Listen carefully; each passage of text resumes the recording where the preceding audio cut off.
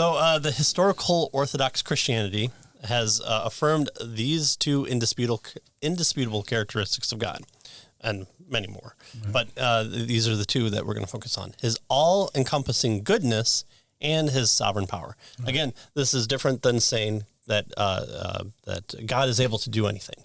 Well, can God lift a rock so heavy that he himself could make it, or vice versa? And so it's like, no, that's not the definition of God. It's never been the definition of God that God can do anything. It's kind of something that we say in maybe a quick mention, or we tell our kids that, like, oh, God can do anything. But we're not. With our kids who are 5 years old, we're not trying to say, well, except under these certain conditions, he can't make he can't lie, he can't make a square circle. He can't violate his moral standards, right? That so sort of yes, thing. There are certain things that God cannot do. Okay, so that's why he puts these all-encompassing goodness and his sovereign power.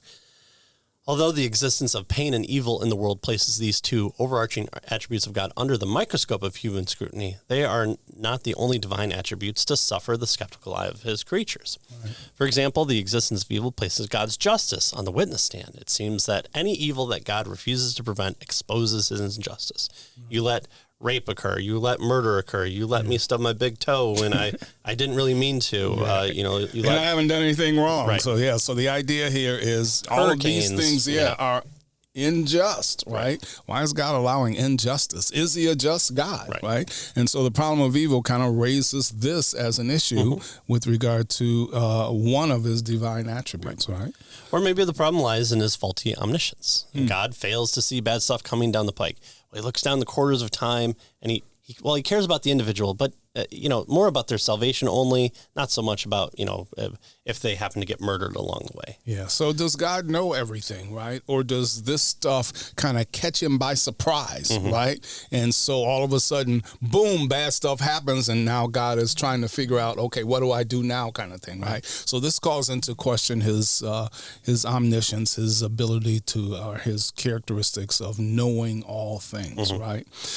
And so he says, evil certainly tempts God's creatures to, impugn his character. And so this is indeed a serious problem, right? We've looked at his goodness. We've looked at his power. We've looked at his justice. We've looked at his omniscience. So all of these things, kind of evil brings these things into question, right?